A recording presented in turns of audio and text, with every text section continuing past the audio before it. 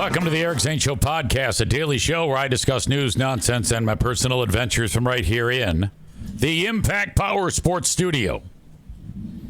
Impact Power Sports, online at impactpowersportsmi.com.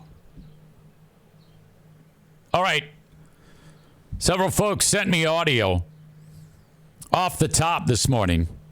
I have this for you. And by the way, this is a 2-act show, as it happens on Mondays. Act 1, Act 2. Act 1 goes till about 11. And then Act 2 picks up at about 11:30. Anyway, a couple of people reached out and said, "Easy, this audio has not aged well." And I'm like, I think it aged perfectly. I don't know what you're talking about. I think it has appropriate aging.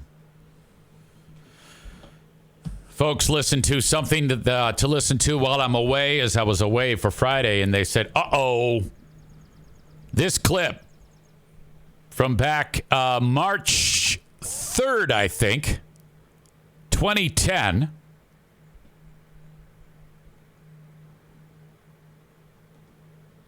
That's the one I'm talking about.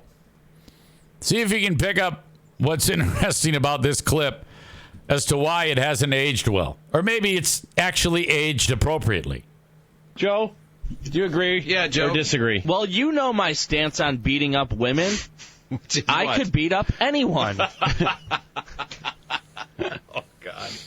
Anyone, I'm telling you. Joe's hell yeah, I believe it. And that's the end of it. Of course I could. And I'm not talking regulation boxing. I'm talking I'd pick them up and throw them and then stomp on their face. Bar fight. Okay. Very, very weird.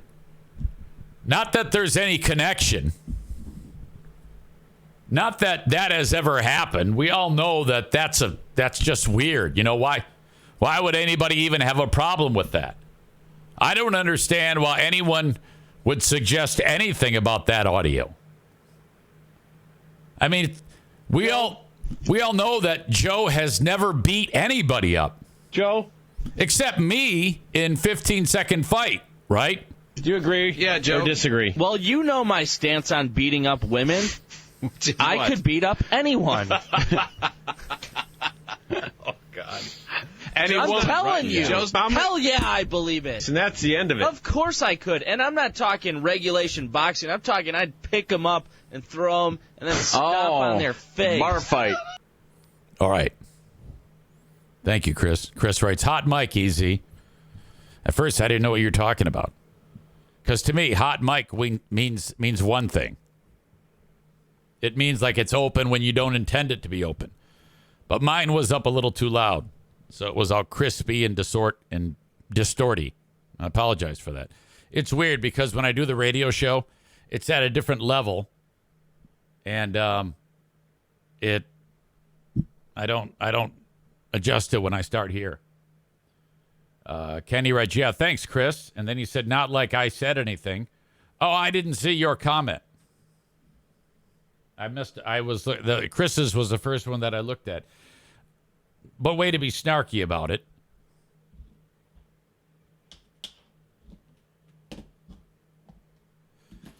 Pain in the ass. Anyone ever call you a pain in the ass? Because you are a pain in the ass. There's a reason why you're saved in my phone as High Maintenance Kenny. It's because you're a pain in the ass. If someone said, do you love Kenny? I'd say, yeah. Oh, yeah, absolutely. What do you think about him? He's a pain in the ass. He's annoying as shit. Yeah, that's Kenny. Johnny writes, way to insert yourself into another piece of content.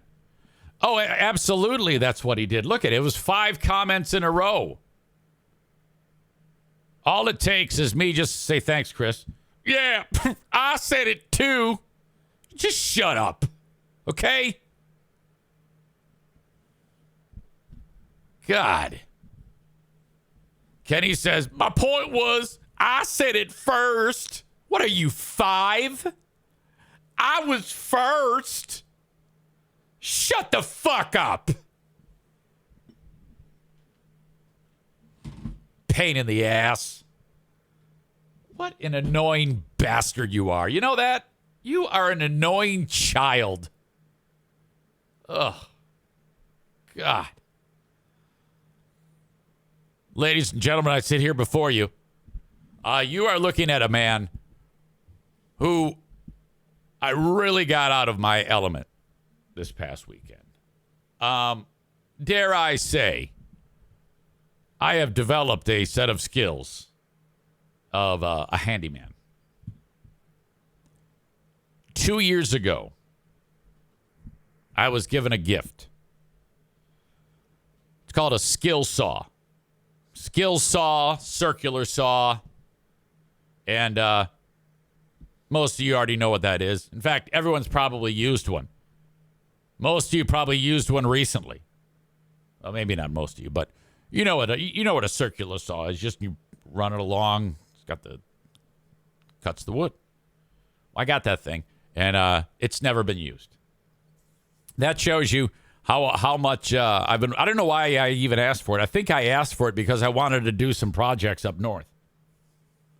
Well, as it would be, I was up north this past weekend, and the plan was this outhouse that we have is 50, 60 years old,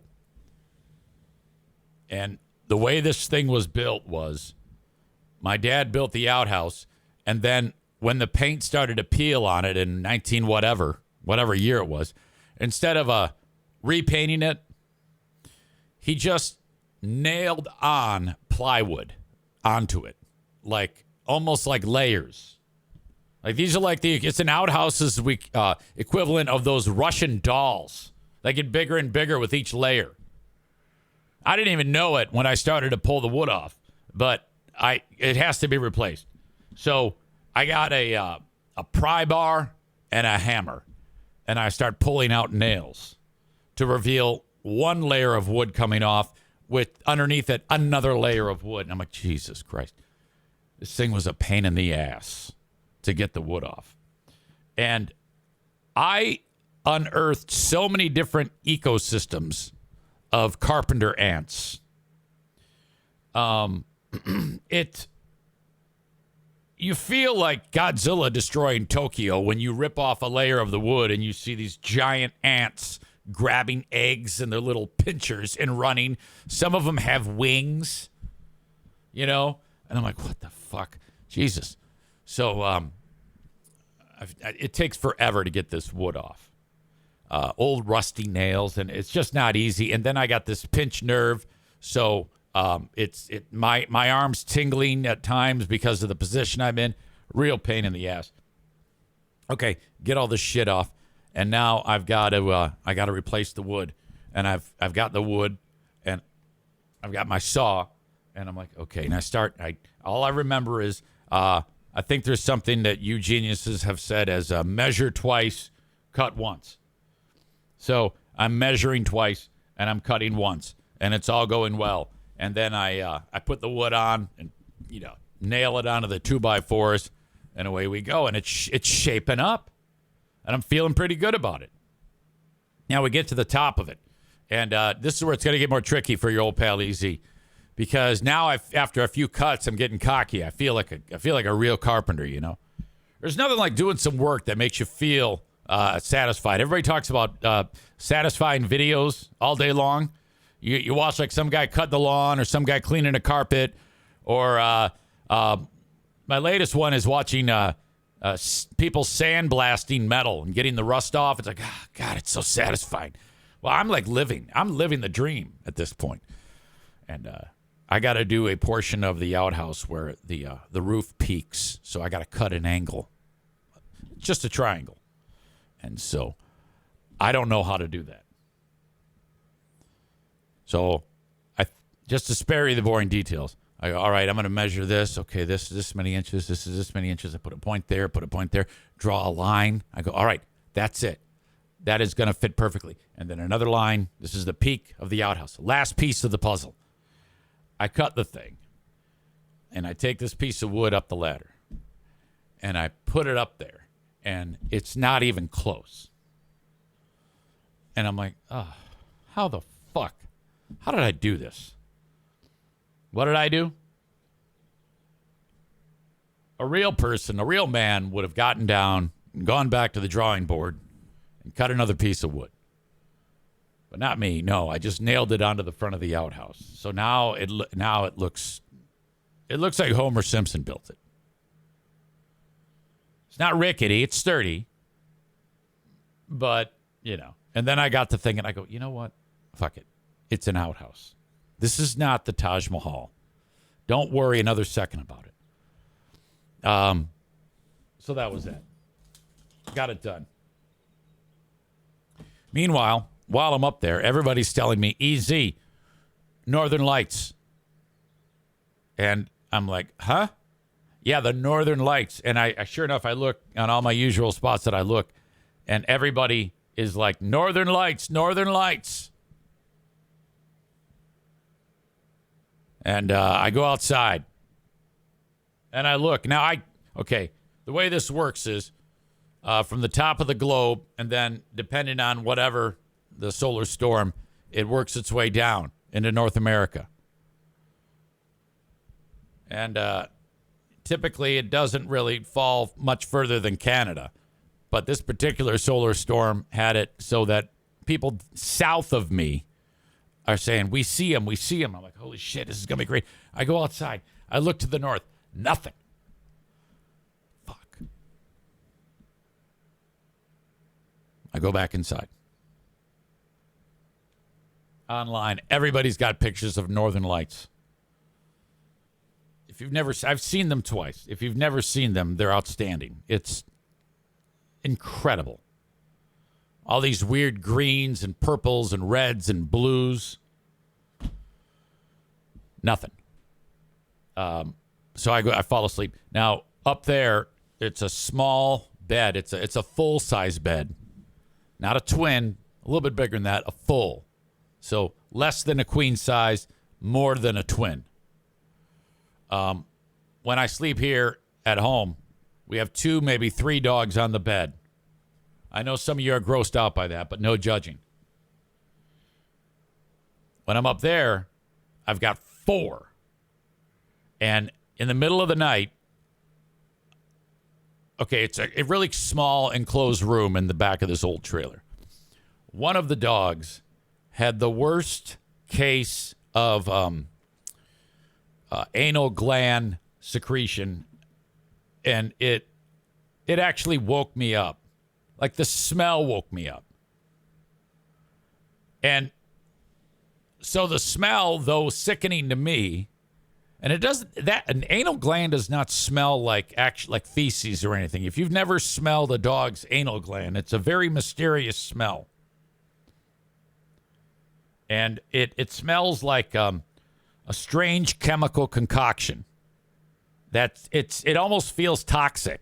Like what you're inhaling is actually going to hurt you.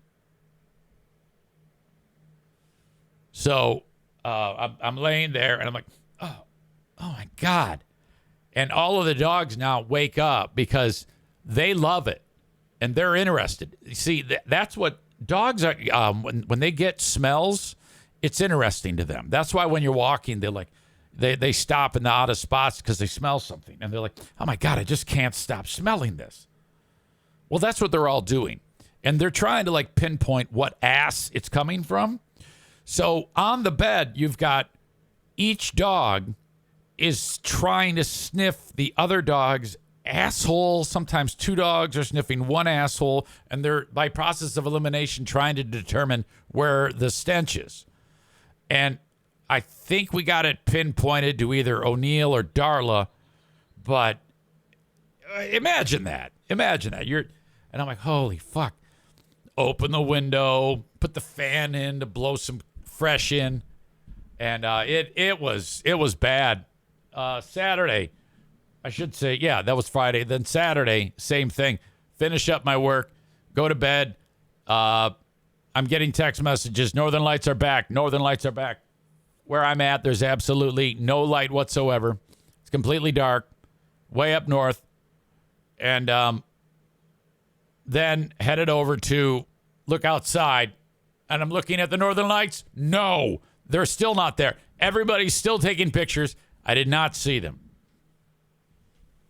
The fattest bear is in the chat. And I believe that's Jeremy K. He says, oh, looked at the title of the stream. Looks like EZ heard my clips. I don't know if you, I did see you send a lot of clips, but I got more than one person suggest to me about this clip right here that for some reason people are telling me this didn't age well. And I can't figure out why you would even say that. Joe, do you agree? Yeah, Joe. Or disagree? Well, you know my stance on beating up women. I could beat up anyone. Oh, God. And I'm telling you. Joe's Hell yeah, I believe it. And that's the end of it. Of course I could. And I'm not talking regulation boxing. I'm talking I'd pick them up and throw them and then stomp on their face. Bar fight. Boy, that's weird. Weird clip there.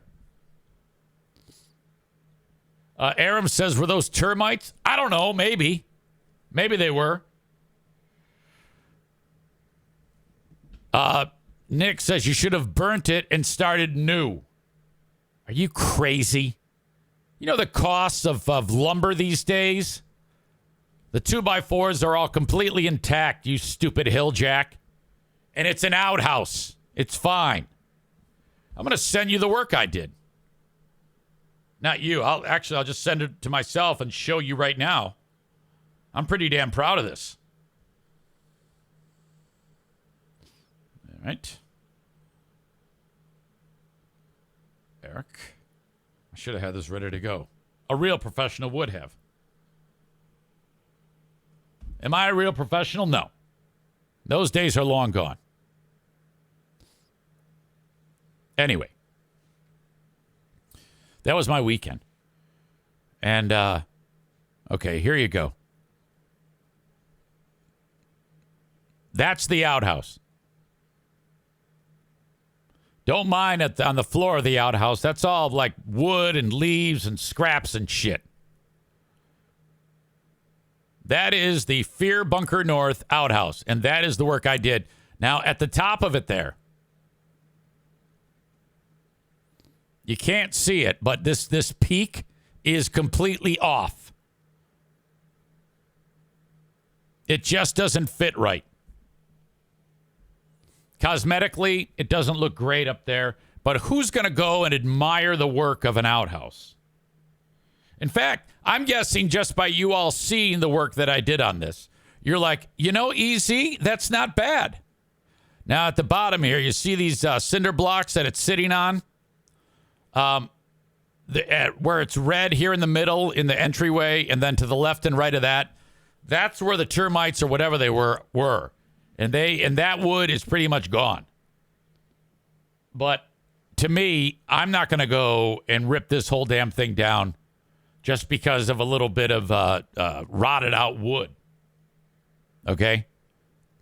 This is redneck, all right? We're not worried about it looking that great or anything. Give me a break. Aram asks, are you just leaving the OSB exposed? No, sir. Of course not. We don't want that. I'm getting back up there very soon to paint it. Like, you can't get that wet. If that OSB gets wet, you're done. Nick says you should have went pressure treated. OSB gonna fall apart in 2 years. That's not true. I don't believe that. 2 years? Are you telling me in 2 years I paint that? That'll be perfect. Are you kidding me?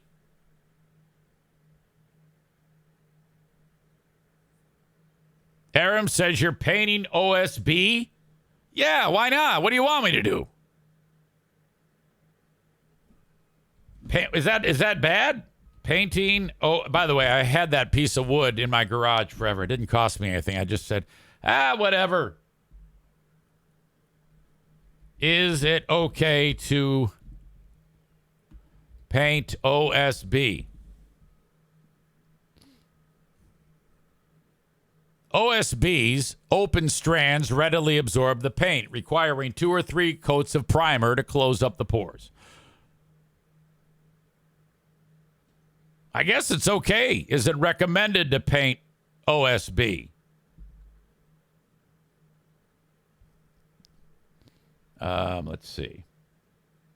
I don't. This one says when I painted OSB, never had a problem. Only difference is I installed my OSB with the rough side out. I like the texture. Well, I don't see the problem with that. I don't think there is any problem with that. I think you guys just like to take a look at my stuff and my efforts and try to make me feel like an asshole. That's what I think. That's what I think is what's going on here. Yeah, here I am. Excited about my efforts, and I'm looking at all of these ridiculous comments, and everybody is just telling me how fucked up that is.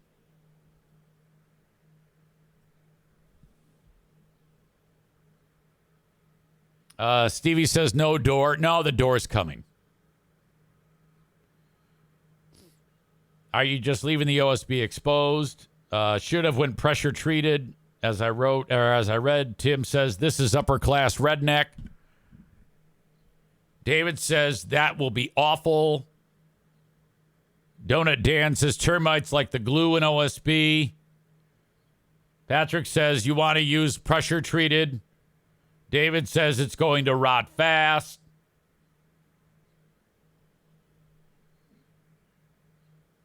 Aram says put some house wrap on it and then side it. No, it's an outhouse, you jerk.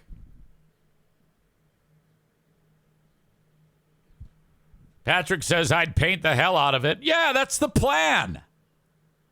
Bob says rebuild it brick. Aram says stay away from my house, easy. Kenny makes a crybaby comment because he is. He writes, I thought it looked good, but I'm already the asshole somehow today. What do I know? You see, ladies and gentlemen, what that is there is Kenny didn't like that I was reading all of your comments. Okay? So what he had to do was that so that this right now was happening. He can't help himself. That's what happened there. You know what you should do? You should either sit the rest of the comments out or just leave. You got to pick one. You either sit out the rest of the comments or you can't participate today and you have to go play Centipede or something. Donut Dan says OSB is the layer on the outside of most houses before it is covered by siding. Yeah, I know. What about outhouses?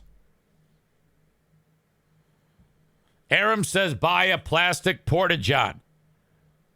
It would look much better. David in Hudsonville says OSB is the wrong choice, EZ. You guys don't know what you're talking about. No, it's going to be fine. Relax. In 15 years, when I'm back here podcasting, all right, I'm still going to have that thing. Now Kenny is delivering obscenities and acting hurt and butthurt and telling me to go fuck myself. That does not surprise anybody. You have to go. You either sit out voluntarily or just don't comment. You are not allowed to participate anymore today. You're banned from the chat. Aram says cedar would be an appropriate choice. I cannot believe you guys are so critical of that fantastic work that I did. Need I show you? Look at that. That is awesome. No one could do much better. That is a good-looking outhouse. I love that. I can't believe you guys are so jealous about my efforts.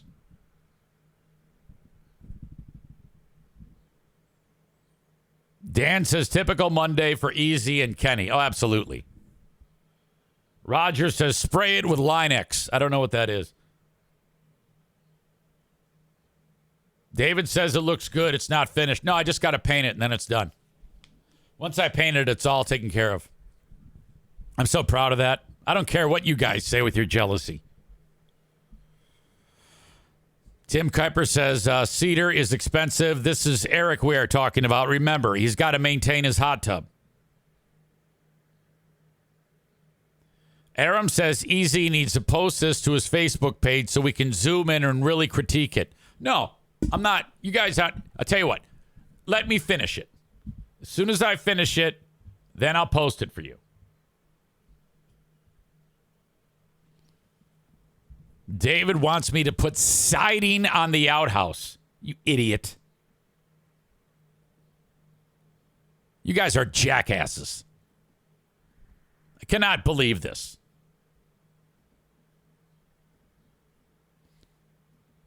Well, anyway, I enjoyed doing it. And I only got one splinter. This one, like, buried in my hand. Wasn't bad. Wasn't bad at all. All right. I got a couple mentions about chiropractors. I saw Joe Martinez said, giving me all sorts of shit because my pinched nerve is still bothering me. When I was hammering the nails, I'd be hitting them, and then all of a sudden, I'd get a jolt of electricity go through my shoulder down into my hand. And my hand, I would drop the hammer. I'd be swinging it, and I was hitting the nail, and all of a sudden, I missed the nail because it's like useless. Comes and goes. So broken. Aram says, is there a sewer line somewhere, or do you clean it out by hand? There is no running water at Fear Bunker North. This is literally out in the middle of the forest. Okay?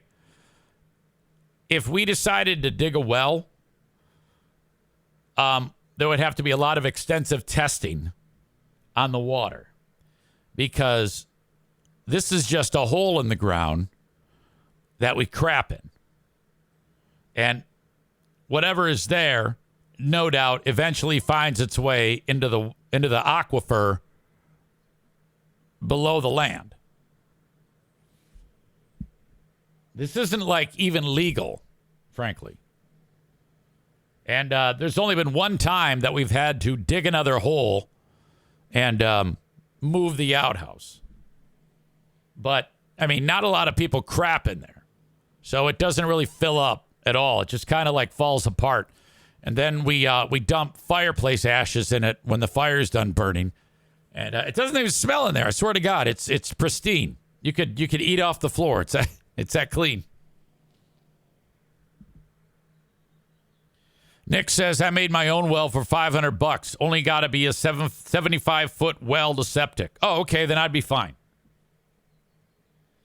Yeah, no, I don't. Aaron, we don't clean it out.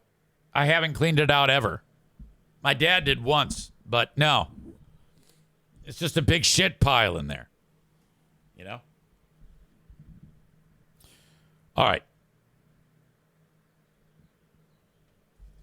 All in all, a good time. There was one point when I'm up on the ladder and I look around and only O'Neill is out in the laying down, and I go, uh-oh, where are the other two dogs? Benny is inside the trailer. So I beep the horn on the truck, and Darla comes running out of the woods. And I'm like, oh, I didn't even know she was out there. Shit, I should be more careful. If I lose the dog, that's going to be a nightmare. But there's no Bruce behind Darla. And I'm like, oh, boy. So I honk the horn again. Nothing. So then I sound the alarm on the truck, and it's going nonstop. And there's no Bruce. Now I'm freaking out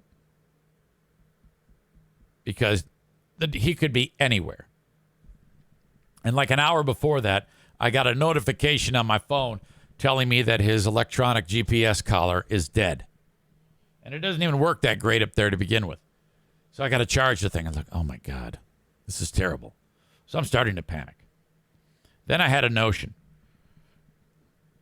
The door to the trailer is there's an extension cord coming out of it, so it can open and close just by pushing it. And Benny, who's inside, knows how to open that thing. I go, I'll bet you he pushed that open to go to the bathroom. And then, Bruce ran in. And then he opened the door and went in himself because he knows how to do that too after he got done going to the bathroom. I'm like, you know what? I'll bet you. Sure enough, I open the fucking door and there's Bruce. And he's like looking at me like, what? Why are you honking the horn? I go, thank God. There's nothing more relieving than that. I'm telling you right now. Okay. For those of you that are watching the show on Facebook, X, and YouTube, thank you for being here, but it's time to send you on your way.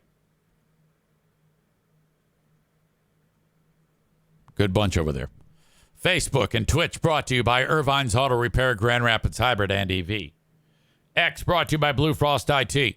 Follow me on those platforms. Follow me on YouTube. And sign up for the Patreon. Patreon.com/Eric Zane. Patreon.com/Eric Zane. I posted the audio over the weekend of the Ben and Eric show. Who are these free beers? I had something to listen to while I'm away, which is great fun hearing those clips. One thing I noticed about those old Free Beer and Hot Wings show that I share on something to listen to while I'm away, every single segment is not a dud.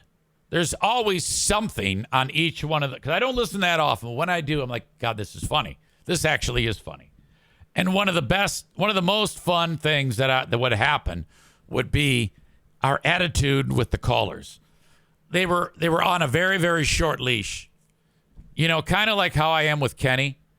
They're on a very short leash because you can't trust them.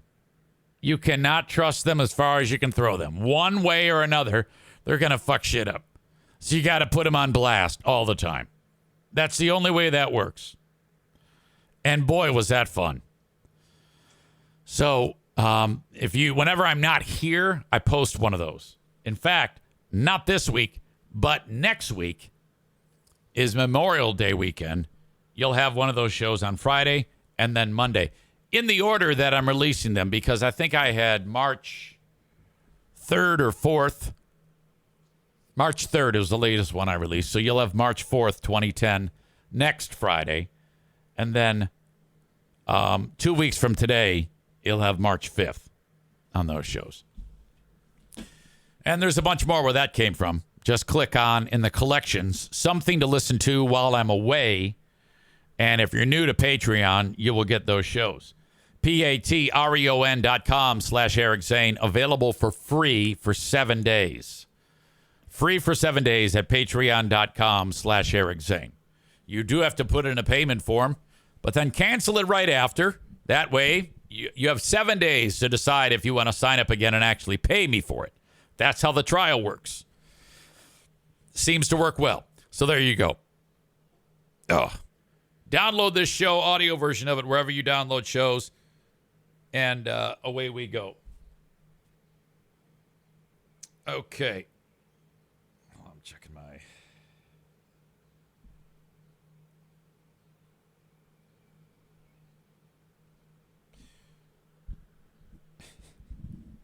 All right. Sorry, I had a text message I wanted to check out.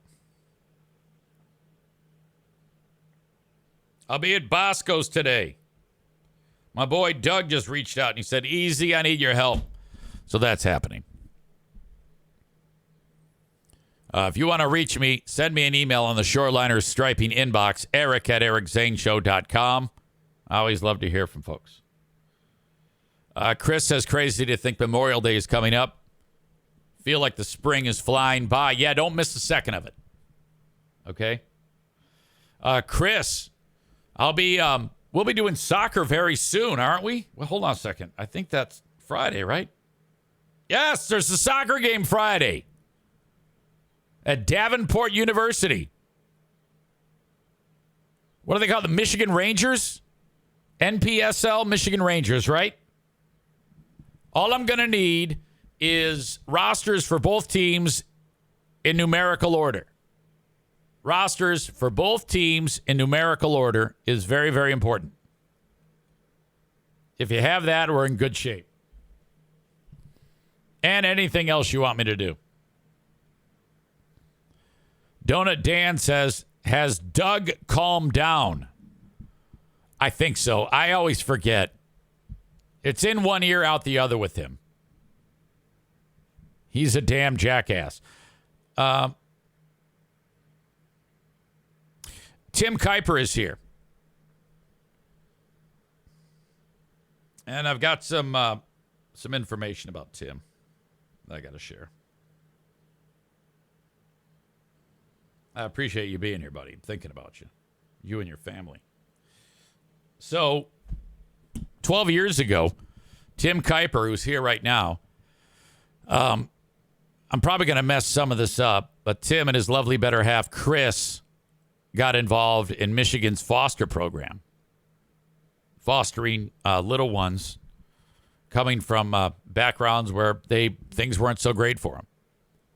And one of the kids that they were fostering was a little fella by the name of Zeke, who was abused by his birth mother and badly damaged his brain. And that was permanent. So a little guy prone to seizures and all sorts of other medical issues has been fighting an uphill fight since then. Over that time, Tim and Chris adopted Zeke. Zeke is their son. And there's been a series of setbacks over the years that have, kind of made it difficult for the family. And so something just happened recently, and I'm looking at this, and I want to share it. It is a GoFundMe. Zeke is in the hospital right now, and in order to help ease the sting of what's going on there, the family is asking for support in Zeke's recovery and family's resilience. And I had a description of it, and I can't seem to locate it. I mean, I have it right in front of me, obviously. You can see it, I can see it, but there was a bunch of words that went with it, and I can't find it now. Son of a bitch.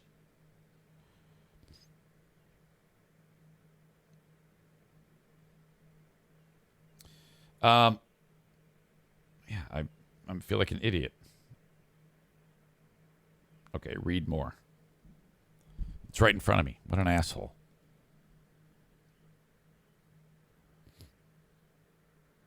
Hello, everyone. This is something that I hate to do so much. For the past 12 years, since we fostered and adopted Zeke, we have been in and out of Helen DeVos Children's Hospital many times, treating so many of his health issues related to him being a shaken baby survivor. Typically, Zeke is only hospitalized for a week at most, but on May 8th, we brought Zeke into the hospital after his oxygen levels plummeted. Usually, this is due to a seizure or other illness that causes him to aspirate or inhale his oral secretions or vomit into his lungs, causing pneumonia. Funds received will be used to cover household bills, food, and gas used for Chris driving up to the hospital daily. This past Wednesday, we were getting ready to take Zeke to his primary care physician. His oxygen levels plummeted for none of the normal reasons we have experienced over the past 12 years. He was rushed to Helen DeVos Children's Hospital, where they had to intubate him. This is the first time he has been intubated in our care. While Zeke has been making small steps to recovery, we are looking at a very lengthy hospital stay and could use some financial support, as I will not be working while he is inpatient. Typically, we can handle a week admission here and there, but 3 weeks or more is going to be difficult. I stay in the hospital with Zeke while my wife, Chris, drives in nearly every day while taking care of other household needs. Again, I hate to ask for this kind of support, and I know many of our friends are in similar situations, but at this moment, any little bit will help. Thank you all, Tim, Chris, and Zeke Kuiper. So this fundraiser has been going on for not that long. And, I say we stuff it full of cash. That's the only thing to do right now. You got a $1,500 goal. I see Maureen has donated. It's very kind of you. And Brian has. And that's it. It's those two. So as soon as I get done with all of my chores today, I'm going to put it on there and throw some cash at it. And I would love it if you did too, to help our guy Tim him and his wife, Chris, the selfless efforts of them with, first of all, just being the parents to Zeke has been absolutely tremendous. And everybody's rooting for you guys. So I don't think that's a very big goal at all. $1,500. We should hammer that out quite quickly. Donate now. Just click on it, and then you add your payment method. And then, so this is quite an easy thing. You got PayPal, Venmo, Google Pay, credit, or debit. Don't display my name publicly on the fundraiser if you like, and away you go. So that would be impressive if by the end of this show, we were able to throw $1,500 at that. And if you could, check on it, and then we'll update it regularly, and hopefully we can kind of take the Kuipers under our wing there and help them out, and in our grassroots way, help them to get past this.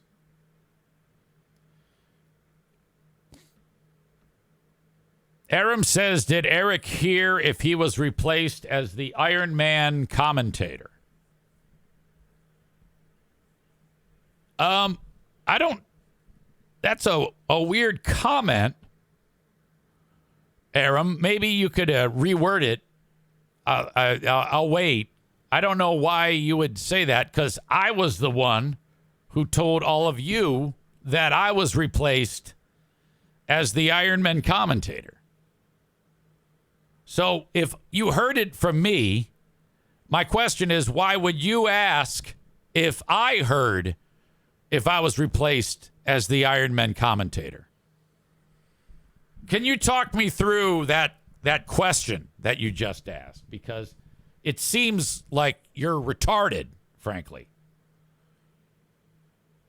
You're the only person I know who I can tell you a bit of information, and then you could spring it on the group as if you heard it and asked if I'm aware. And I don't even think you're kidding. I think you're just stupid. What is wrong with you? I am in no mood for shenanigans today in the chat. We already dispatched of one pain in the ass today, and I'll be happy to do it to anyone else who has stupid things fly from their fingertips into the chat. Corey says, great troll. Hey, Eric, did you hear about the guy that got fired for making fun of someone's pants? What are you doing, Aram? Explain yourself. I want to call. I want to find out what happens in your brain that you do that, because you seem so sweet and normal, but then you really kind of have no problem wading into the waters of retardation with no rhyme or reason. What is?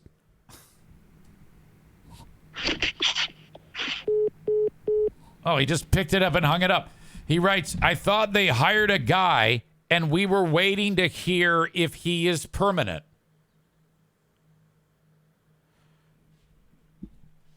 What? This is what I told you. This is what I said to you, Aram. I said, hey, I think I've been usurped. This is why. The game I missed, they had someone fill in. And then they called me and said, hey, the guy who filled in for you, he's going to keep doing it. Thank you. Have a nice day. That's what I said. End of story. Now, somewhere in your pea brain, is it a Nashville thing? Are Nashville people, are you waking up and just like you're stupid? Is that what's happening? Corey writes, Hey Eric, did you hear about the guy that hired a pedophile as his co-host unknowingly? Aram says, oh, I didn't hear the part where he is going to keep doing it.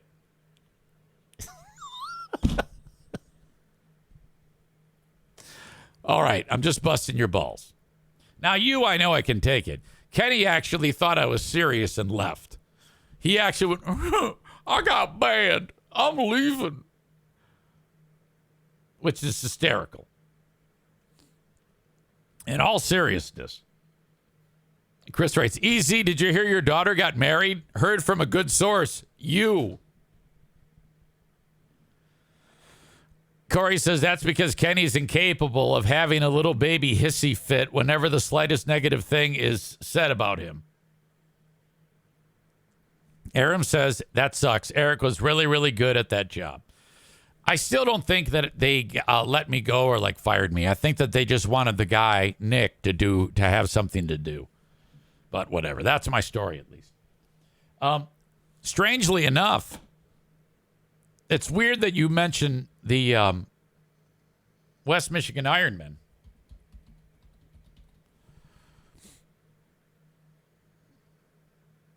Because I actually heard from them over the weekend. The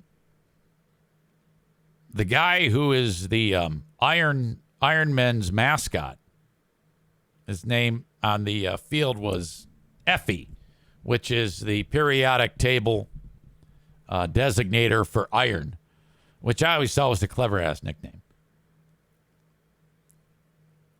Effie, the Foundry Bull, because the arena is known as the Foundry. Get it? Iron Foundry, Effie, the Foundry Bull. Rebecca says 6 minutes, easy. Tragically, Effie, his real name is Scott, passed away tragically in a motorcycle accident. And I found this out on Saturday. The team wrote, words cannot express the loss we took last night. Scott Niswonger was in a fatal motorcycle accident last night and passed away. Many of you know Scott as Effie, but he was so much more. He was the welcoming face for so many of our players. He and his wife opened up their home over and over to feed, laugh with, and love our players. We spent countless hours, literally countless hours, serving the community and building up those he served. He loved being Effie because he had allowed him to bring joy to fans, both young and old. He was always ready to jump in a costume and bring joy to anyone, anywhere, and at any time. He was an ambassador to the Ironmen, but more so, he was a light for our community. We're in shock and pain over the loss. Our hearts and prayers will be with Scott's wife and family. Iron Nation, we ask that you please do the same. If you have a picture with Scott or Effie or a brief story you can share, please leave them in the comments. We love you, Scott. Forever Iron Strong. Dude was great. He was a great mascot. Just a jovial type of dopey, silly guy. Just a lot of fun. And I was shocked at the news. I knew him. We would talk before every game. And so that's just terrible. Rest in peace, Scott Niswonger. Okay, I'm going to leave it right there. I'll be right back in about 30 minutes to continue the show for Act 2 of the Eric Zane Show podcast. Rest in peace, Scott.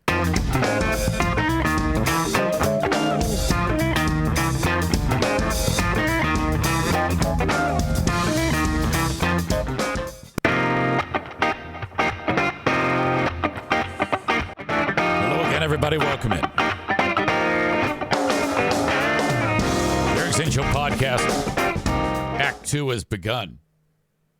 I'm hoping for a better performance by our audience in the chat, who, I don't know, pretty much just got together and said, let's go and derail EZ.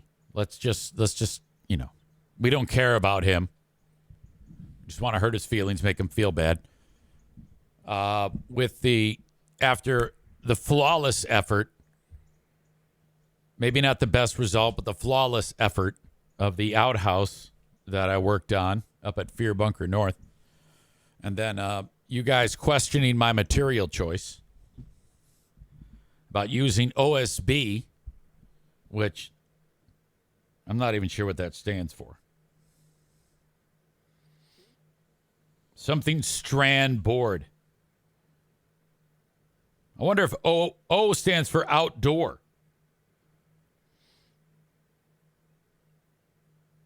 All right, and I'm looking at some of the. I think you're right, but I'm not gonna do anything about it. Oriented strand board. Some people opt for OSB as an alternative, while others use it as a replacement for plywood.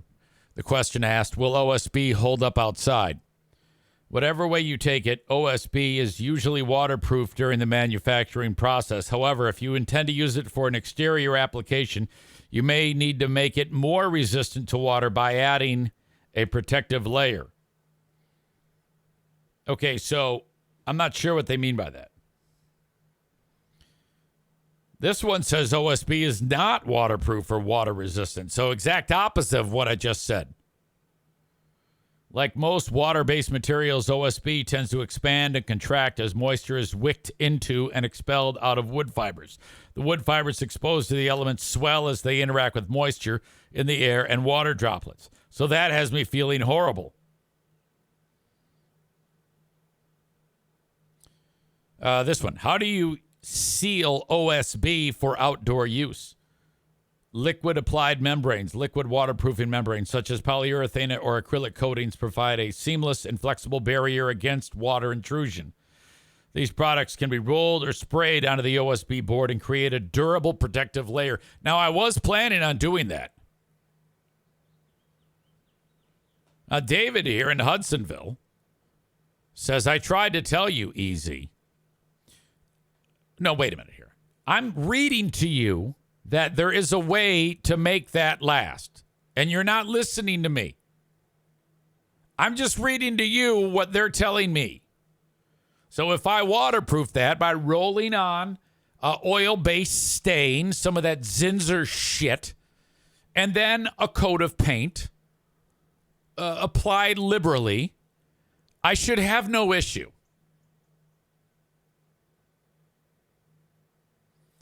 Aram says, still trying to figure this out. No need to suggest that. No need to say that. So what if I am? This is not the Aram tells me what I should say and not say show. You're as annoying as Kenny. I've told you that before. You don't need to say that. He says, still trying to figure this out. OSB is not meant for outdoors. All right, great. We've established that, but I'll bet you $1,000 that in 10 years that will still be pristine. He says all it does is hold the framing in place. Okay, look, I'm just telling you what experts have said, Aram. Okay? These products can be rolled on or sprayed. So we're looking at about 15 square feet. Maybe more than that. It's 10 by 4. So 40 square feet of OSB. I have an enormous amount of Zinsser's oil-based primer here. I don't have to buy anything.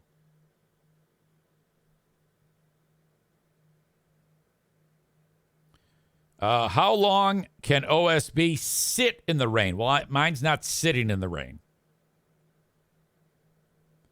Will OSB get ruined if it gets wet? Listen to this one. Okay, well, if you just shut up for a minute and listen to me. OSB is manufactured dry and should be transported, stored, and ideally installed dry. Checked. All the boxes are checked. Installing dry is virtually impossible in rainy climates. However, brief periods of wetting will not cause decay problems, provided OSB dries below 16% before the air barrier and cladding are both added. Okay, so that's kind of bad news because I'm not adding an air barrier and I'm not adding any cladding. I am leaving it exposed to all elements. Okay, how about this one? Will OSB last outdoors if painted? This should do it right here. Painted OSB can last for years outdoors, though it's tough to put a time limit on the material. There are many factors for how long painted OSB can last outdoors. So, all right. I had no idea. I'll admit this. I had no idea that is not intended to be used what I'm using it for. None. I had 2 extra sheets of it laying around for another reason. So, all right, there it goes. Now it's on the outside of the outhouse. It has been on there for 2 days. I'm going up this weekend to paint it. Prime it and paint it. I will check back with you with a further update. Aram says this is fun to watch. Are you suggesting that me trying to justify or what I did as that? Are you laughing at my folly? Is that what I'm understanding? He says, just buy a tarp and cover the outhouse with the tarp. No need for paint. Again, you're fucking with me. I know you're fucking with me. You're always fucking with me. And then when I try to beat you up about it, you're like,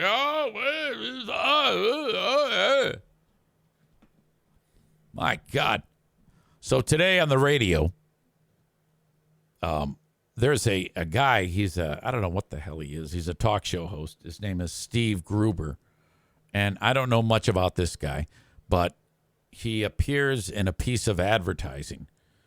And it's an anti-union ad.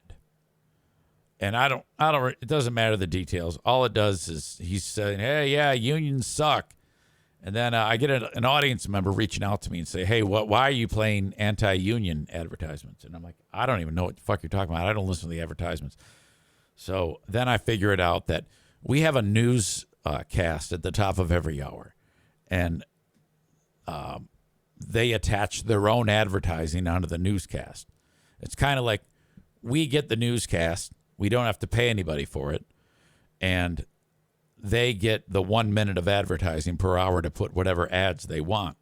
And one of the ads they put in there was this guy, Steve Gruber, who I think is a political talk show host, who is talking about how unions suck. Labor unions. Now, I'm not anti-labor union, but the audience doesn't know that, and they think that that the show and the radio station is now anti-labor union. So a few audience members have started a grassroots effort to, I guess, cancel us. And they reached out. One guy reached out to me on Facebook. He goes, what the fuck is this? You got an explanation or I'm gone? And I'm like, oh. So I explained to him what I just explained to you. I go, yeah, we don't have anything to do with it. The traffic service sells ads, and because they get 1 minute per hour to do whatever they want with. Well, it's been airing since I started, and just now someone noticed it. So I answered the guy on Facebook politely. I wasn't rude. I go, yeah, that doesn't have anything to do with us, but then they took it up the flagpole further and went to my big boss, the boss lady. And the shit rolled downhill real fast. She goes, we're done airing this shit. Get this off the air. I don't want this on the air ever again. And she's ready to kick somebody's ass. So I saw her actually do that. And I was like, oh man, I would not want to piss her off. Patrick says, I saw that comment. Look, good. So you saw that I actually answered it. Becca says, is he a Republican? LOL. Yeah, I don't know. More great suggestions about the outhouse. Bob says you can wrap it in duct tape. What a ridiculous bunch you are. Absolutely trying to mess me up. Patrick says, I love this story. Well, I understand that it might seem a little funky that I used OSB on the outside of the outhouse. It's just the way you guys explain it to me. Okay? Every single one of you, except maybe David in Hudsonville, were belittling me. Oh yeah, look at the idiot. He built it in OSB. What a stupid asshole.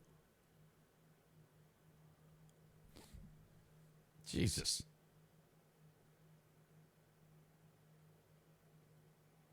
Waiting to hear from Rick from TC Paintball.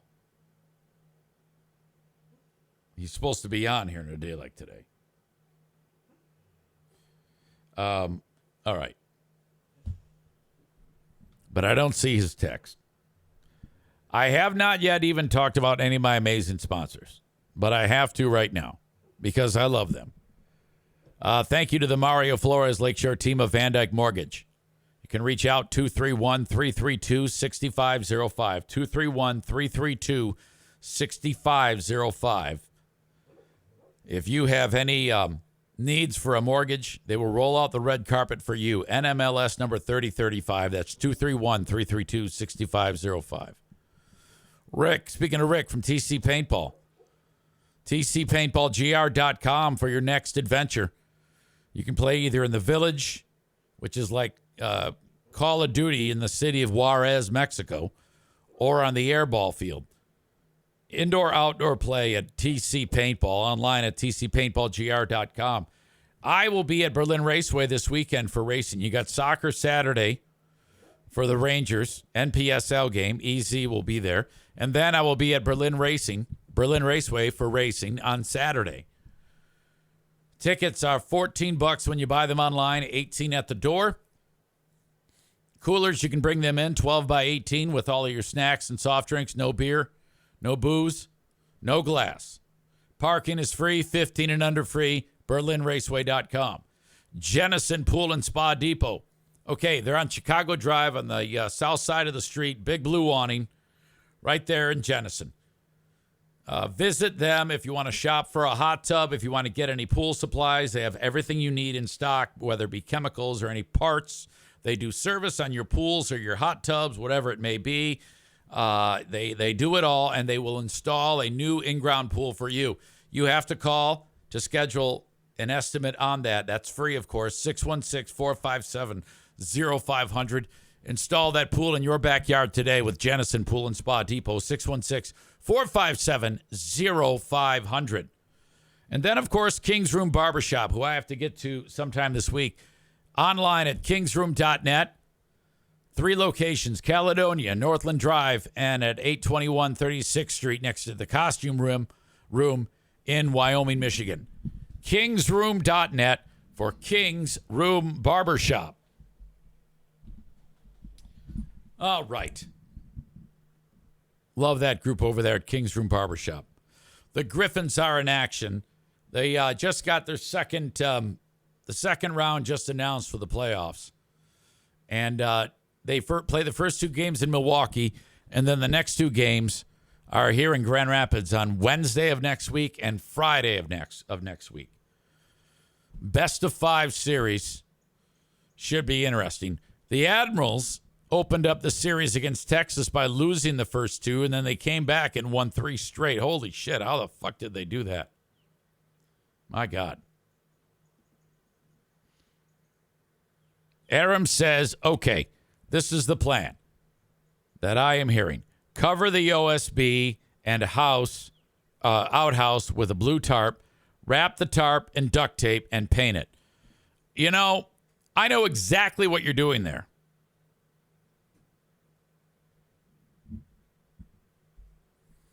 Let me ask this question. Hey Siri. Nope, I'm not going to do that. Let me type it into. Can OSB survive outdoors if primed and painted?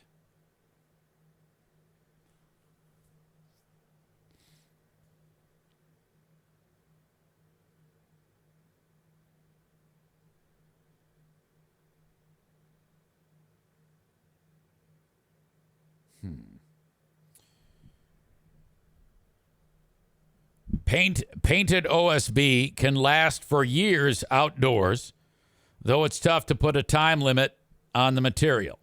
There are many factors for how long painted OSB can last outdoors. It depends on the quality of waterproofed OSB, how it is cut, having exposed edges, primed, painted, and otherwise.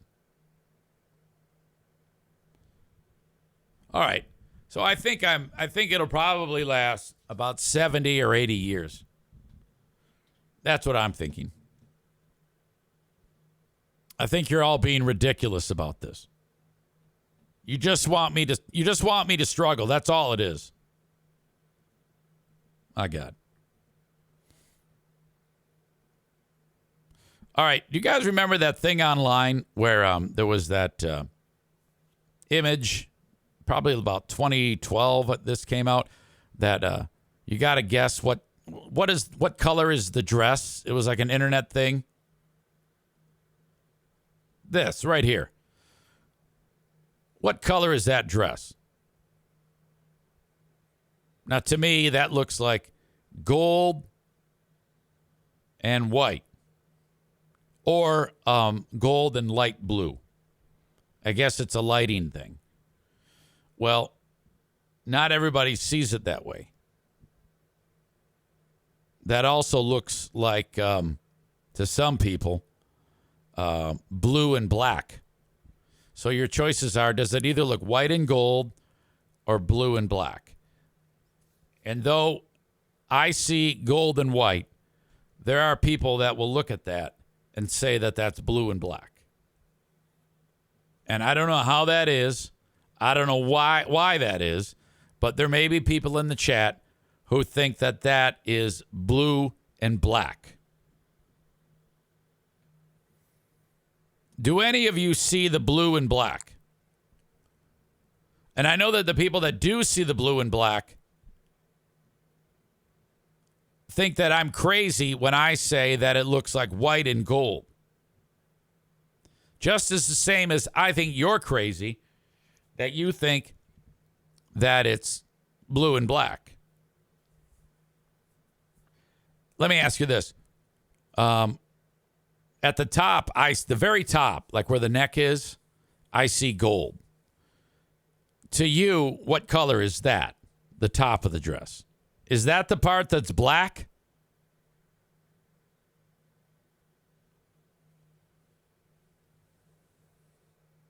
Okay, Stevie sees that as black. I see it as gold. I don't know how there can be a difference. I've never understood what's going on. I just remember it would drive everybody crazy. Now, I don't know if that's ever made you want to strangle your wife, but the guy who posted this has admitted to strangling his wife.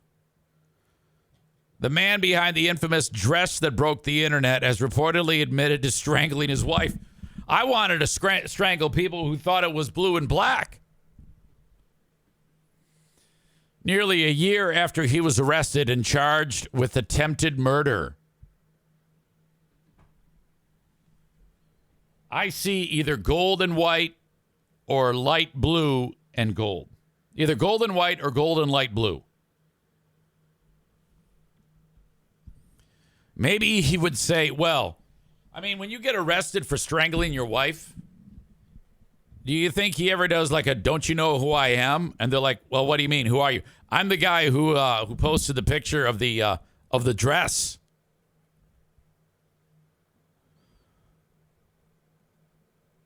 The publication The Guardian reports that Keir Johnston, 38 years old, pleaded guilty on Thursday to attacking his wife Grace in their home, March 6th of 2022. They live in Scotland.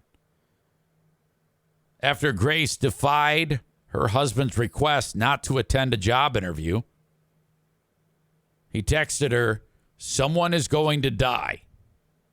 Well, I felt like I was going to die when I was looking at that damn dress. When she returned home, her husband told her he was leaving her, with prosecutor Chris McIntosh telling a court that Keir Johnston grabbed his wife and threw her to the ground. Boy, that sounds a little bit like what we talked about earlier in the show when we played that clip of Any Old Joe.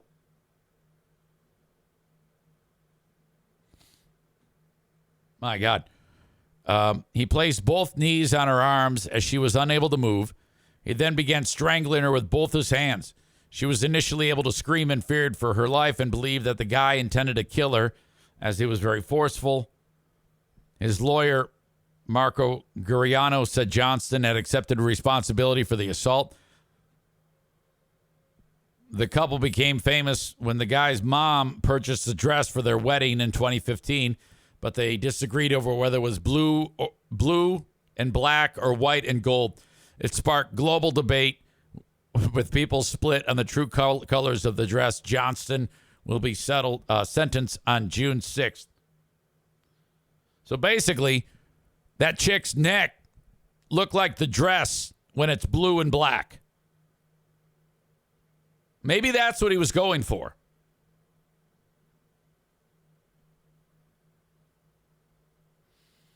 Bob is not helping because while we are talking about either white and gold or blue and black, he's typed ridiculous comments like orange and purple.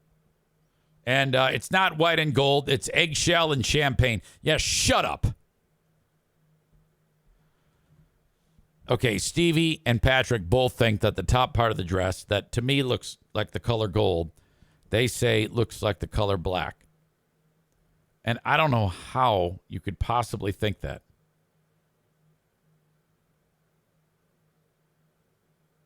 What's going on? Was there ever any explanation behind why this is happening with this dress? How can it, to one person, look like gold and white, and to another person, black and blue? Makes no sense. It's like yours or my eyes are busted.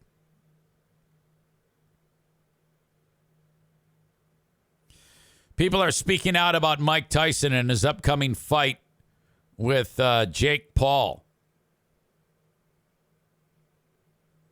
Some of his boxing peers are addressing concerns that something could go wrong and Mike Tyson could get hurt. And the first thing I thought was, are you crazy? I've showed you the videos of Tyson training. He's ridiculously fast. He's fighting a YouTuber who's fought no one but losers, okay? Now, I can't beat Jake Paul up, but Jake Paul can beat up these losers. But now he's going to fight Mike Tyson, who Mike Tyson at 57 years old, if he decided to train, I think would probably be able to beat up just about anybody. That's not stopping Deontay Wilder from speaking out and saying that he's fearful that something bad is going to happen to Iron Mike. You know, if anything happens to Iron Mike, I mean, who really gives a shit? No one really cares about Mike. We just like the fact that an old guy is going to beat up Jake Paul. And there's a chance that someone could kick somebody's ass who everybody hates. I think everybody hates. That fight happens on July 20th. And if anything does happen to Mike Tyson, at the end of the day, it's Mike Tyson. He's a piece of shit.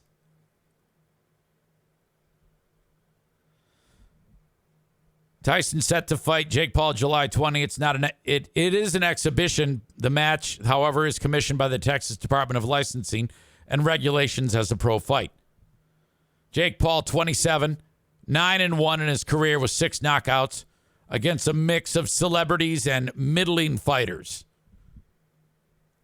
His only loss is a split decision to Tommy Fury, brother of current heavyweight champ Tyson Fury. Despite Paul's lack of top opponents and Tyson being 50-6 with 44 knockouts, there's concern among Tyson's peers. Former champ Deontay Wilder is the latest to speak out. Quote, "I don't want the last thing I remember of Mike is him getting knocked out by a YouTuber," said Wilder. "The last thing you do, that's what people will remember you by." Wilder doesn't think anyone truly cares about Tyson's well-being. I agree with that. No one really cares about the well-being of Iron Mike. And that's okay. I think it's bad the commission has licensed Mike Tyson because he hasn't been active in 20 years. Can you believe that? So they should not just license him because of who he is. That's how people get hurt. God forbid he gets hurt. Wilder said to Sportsbook Review, "People can get hit in the wrong place at the wrong time. There's lots of examples where guys have been hit into a coma. It's easy to do. He's too old for this. At the end of the day, no one gives a fuck about Mike. Tyson has posted workout videos that show he still has power and skills that will be needed against Paul, a powerful puncher.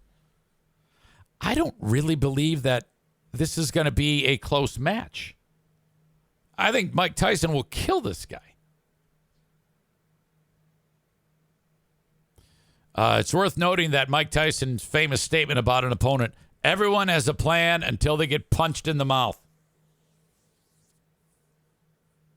I can't wait for this.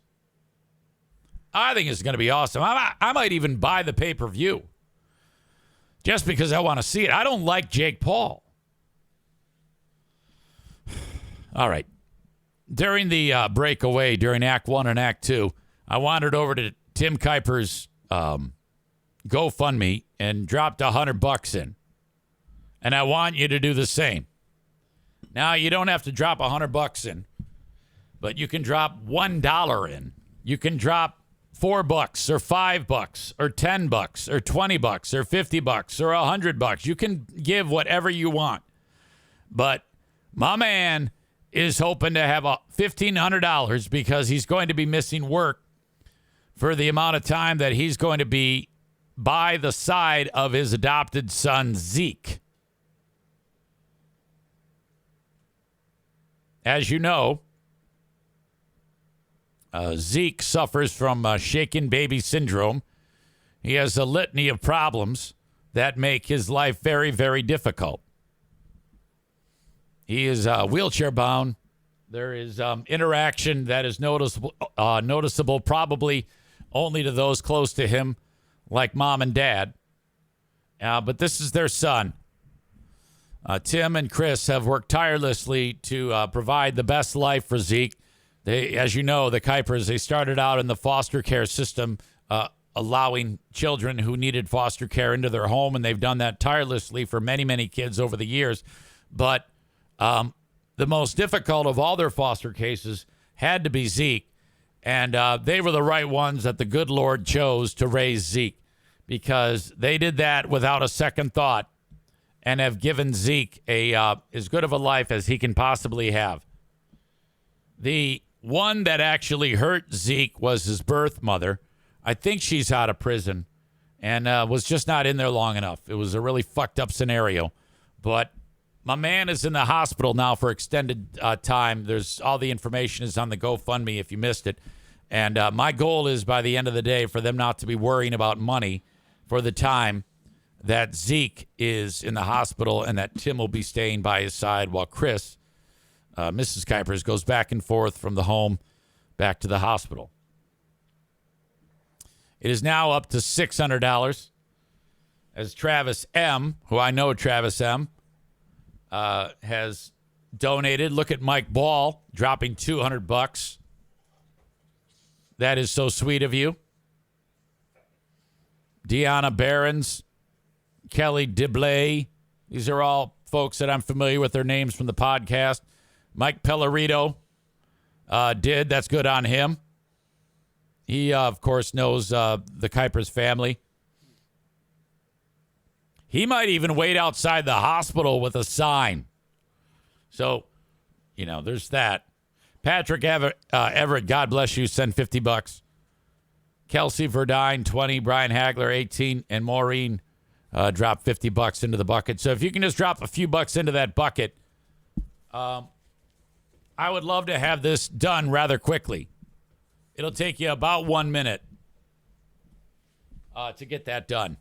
Just a few bucks or whatever you can spare. That is appreciated. The Kuipers, they're just a wonderful family. They've done so much for a lot of people. Salt of the earth, as they say.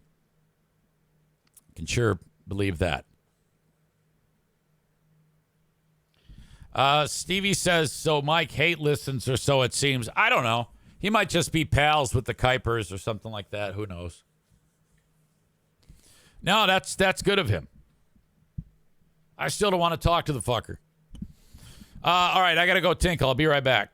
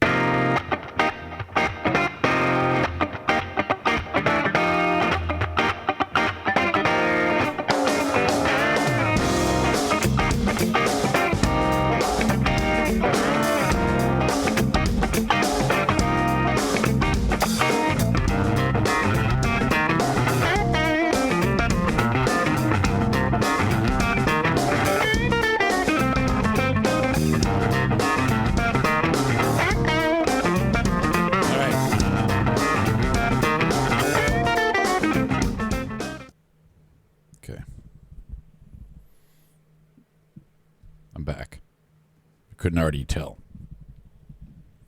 So this was me driving home, excuse me, from Fear Bunker North yesterday. I got like 60 miles to go. And I'm like, okay, I got to pee. Can I make it? No. Bummer. 15 miles to go. There's an exit with a gas station. As I'm exiting, I'm like, man, it's a damn good thing I'm pulling off because I got to pee so bad. I can't even believe that I even thought for a second that I might attempt to make the last 60 miles without going pee. I pull in. I go into this mobile. Nice convenience area along with the gas station. And I notice it's busy. There's people everywhere. There's a boys' and a girls' bathroom. And I go to open the boys', and it's locked. And I'm like, no.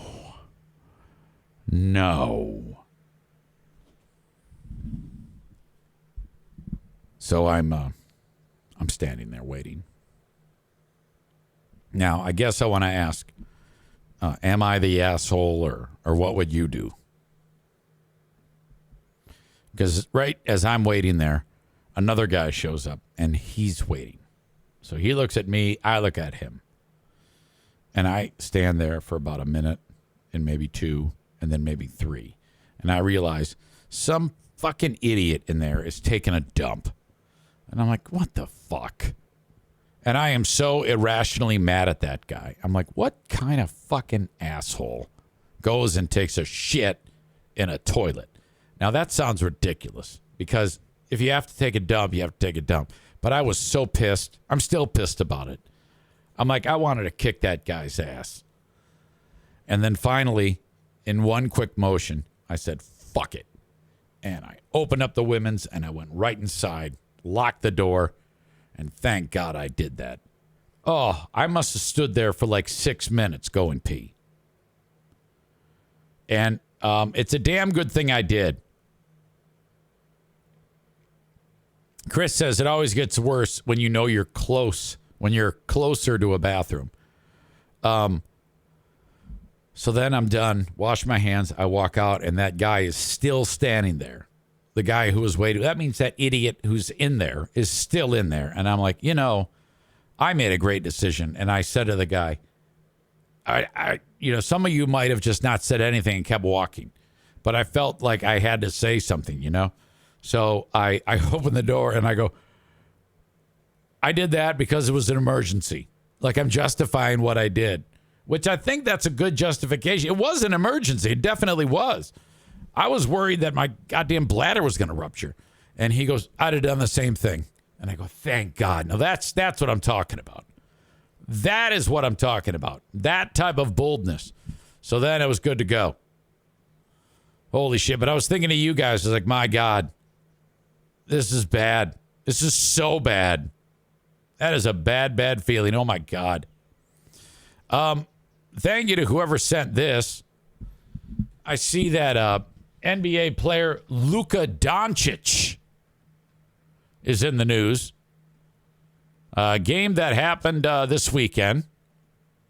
And after the game, he's doing a little press conference.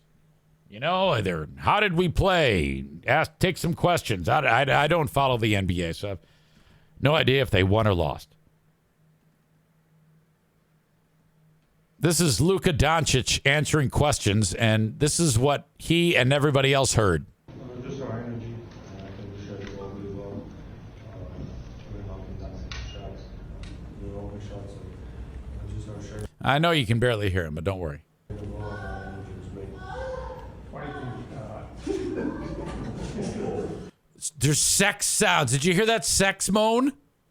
Open shots. And just our sharing the ball, our energy was great. That face. Oh, my God. Our energy was great. So everybody's hearing it. And he can't believe it.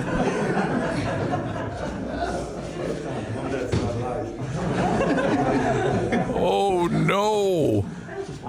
Obviously, you weren't able to get a rhythm in game. What could either someone was actually having sex, or they were playing a fucking porno or something, right?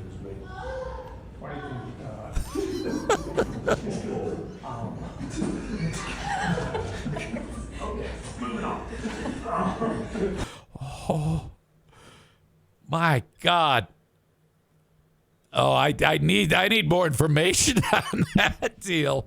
Holy cow. By the way, speaking of basketball, the Detroit Pistons, they started the basketball season right near the beginning by setting an NBA record of losing 28 games in a row. And then during the basketball season, they only won 14 games overall. They had the worst record by far in the NBA. But the way the NBA does it is they take the first however many teams that have terrible records, and they have a drawing, a lottery. And what this does is that they do that so that teams aren't encouraged to lose on purpose. Because then they would get the first draft pick every time if you lose on purpose. It's called the tank. But you can tank, but all you're doing is improving your odds in the lottery. Now, since the Pistons had the worst record, they had the best chance of winning the lottery because they put more of the team's ping pong balls with their logo on it in the hopper. So they have the highest chance of being the first pick in the draft. Of course, they're not. They ended up being fifth for like the second year in a row that they had the best chance of being number one pick. The Atlanta Hawks, who had only a 3% chance of being the number one pick, they are the number one pick. So the Pistons get fifth. Oh, my God. Tyler says the Pistons have become the new Lions. They are an absolute joke of a franchise. Yeah, I'll have to take your word for it. I mean, they're a joke because they lose all the goddamn time. But, oh, shit, what a goddamn dumpster fire that is. Isn't that weird how in sports teams have cycles, rises and falls? I mean, we've had two moments in time that the Pistons have been world champions that a lot of us who are my age will remember. The fact that the Lions have never been successful, but right now they seem successful. At least they did for the 1 year. But there will come a time, whether we know it or not, or when it's going to happen, where like Dan Campbell and Brad Holmes from the Lions will probably be fired. Now, who knows when that will be? But if you were to ask anybody, they'd say, we will love Dan Campbell no matter how terribly they're doing. And that's a crock of shit. There is going to come a day when Lions fans are going to hate that guy and demand that he gets fired because that's how sports work. Nate Bull is in attendance. He says the Pistons shouldn't even be considered a professional team anymore. They're so bad. My God. All right. Moving on. A lot of random stories today. Howard University. They're having their little ceremony, and they were at capacity. They had too many people that wanted to get into the ceremony. And so they had to lock the doors because the fire chief was like, look, there's too many people here. You got to lock the doors. And if you let anybody else in, you're violating fire code, and you got to then everybody's got to leave and your event. Any type of gathering of people, usually the fire inspector will show up unannounced, and it happened to be at this one that he did to do his job, to make sure that it's safe. Now, you might be like, come on. let them in. But, I mean, think about it. If by chance something goes wrong, then they're going to blame the fire department. Say, it's your fault. You let everybody in. Now it's like a station nightclub fire. Oh, my God, you should have done this. You should have done that. So the guy, you got to listen. You know, you don't want to break the fire code. Well, at this school during the commencement, there's not a lot of people, but they are breaking the rules by having too many people in. So they locked all the doors. So then all the people outside start banging on the thing saying, let us in, let us in. And then they start breaking the windows. Okay? Here you go. This is a broken window right here. Here's all the people banging on the glass saying, let us into the event.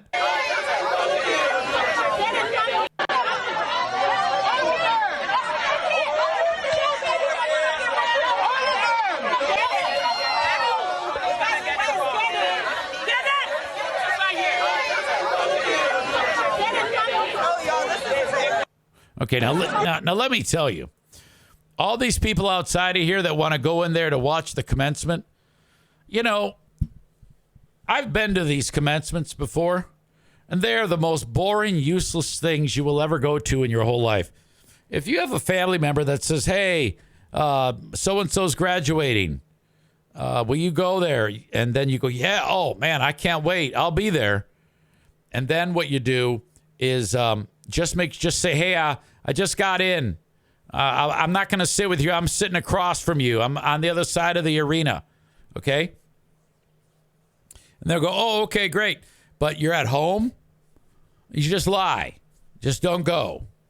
And then about 11 hours later when it's over, then you show up for the pictures. You say, man, I had so much fun. Thank you for inviting me. That was so great. And because no matter what happens, you do not want to sit through one of these commencement ceremonies. When Jackie was dating Ernie, we were at Van Andel Arena. It was like 10,000 people there. All these people who are bored to tears while they have the commencement ceremony. I'll never forget falling asleep. I was sound asleep for the fucking thing. So horrible. These people don't know what they're missing.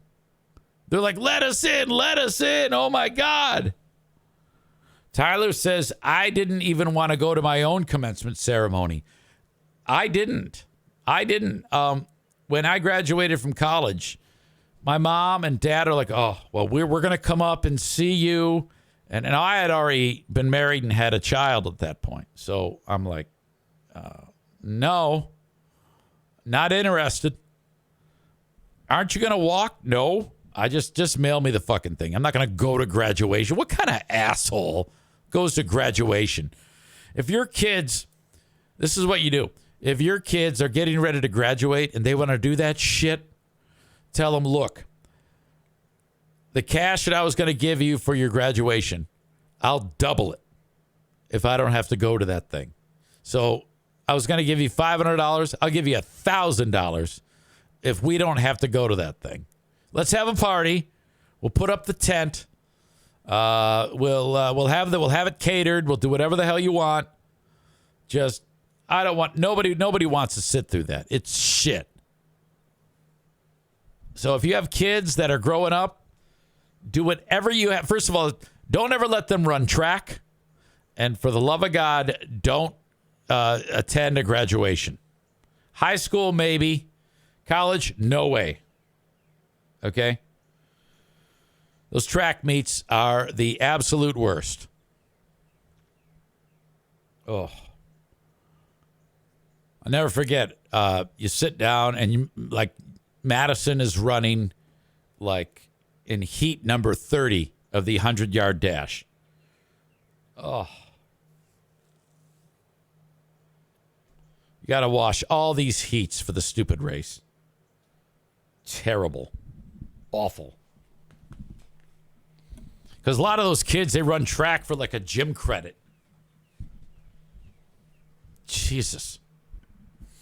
Maureen says, I was disappointed my oldest didn't walk in his graduation from MSU. We went to 2 for his future wife.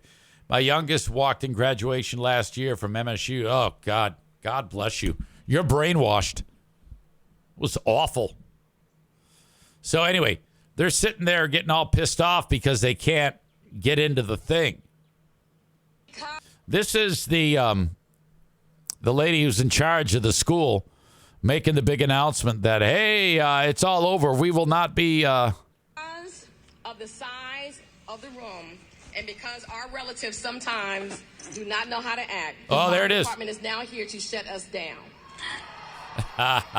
So this is what we're going to do. Hear me clearly.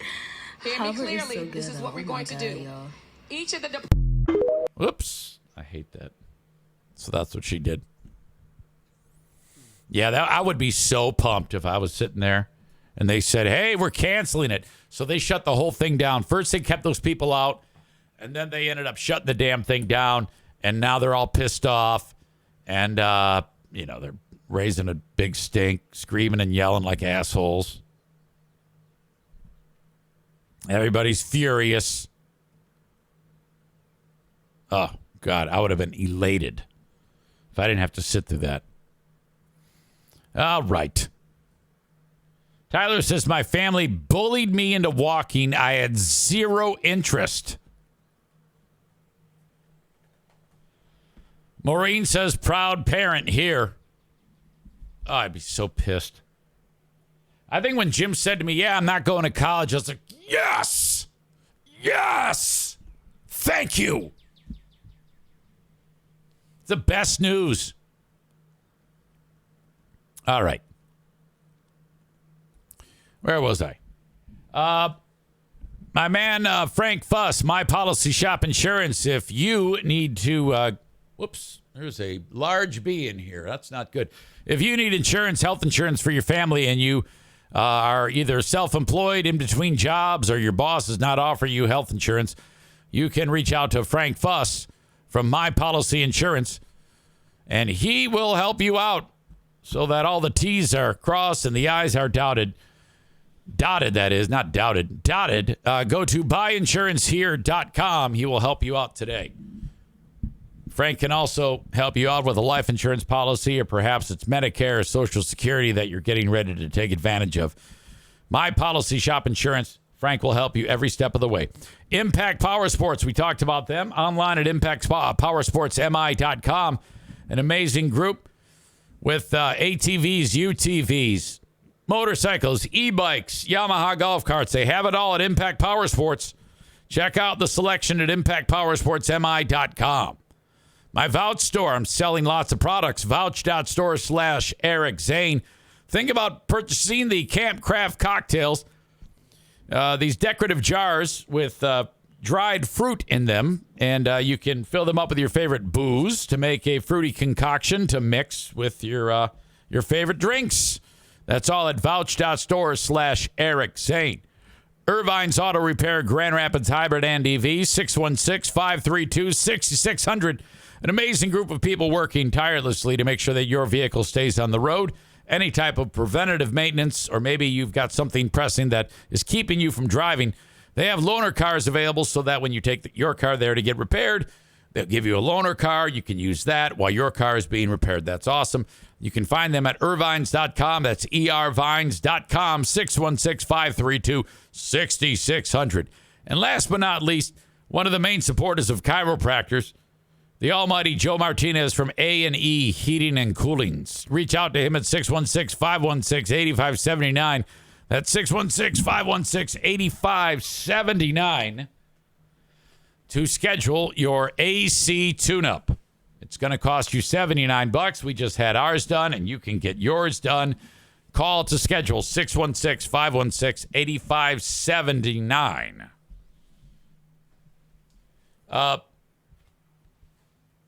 I hope everybody had a great Mother's Day, all the moms. I know Pooh Bear did. Making sure that the one thing you got to make sure you do for your wife is make sure that, like, she doesn't end up doing any type of work. Diana's always, doing the dishes. She's always working hard, cleaning up after the slobs like me and Kevin. And it's like, you know what? We can't have any of that. So that's kind of like the day to, you know what? Put your feet up, relax, have a cold beverage or two, and know that everybody is thankful for you. So I hope all the moms had a great Mother's Day. All right? And God bless all the moms who went before us. Becky writes, my camp craft cocktail is now brewing in my fridge. We'll be ready to drink in another day. I'll report back on the awesomeness of their old fashioned.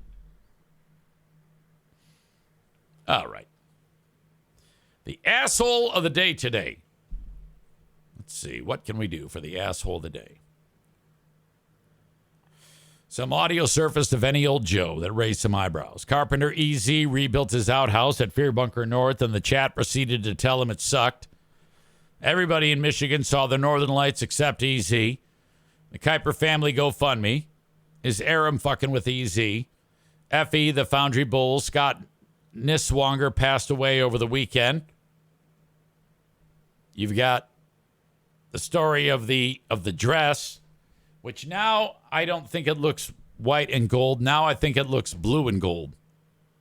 Light blue, like a sky blue and gold. That's what I see. I just don't understand how you guys have that as black. Well, I think that guy who posted that picture of the dress, that would be Keir Johnston. He posted the picture of the dress and he strangled his wife.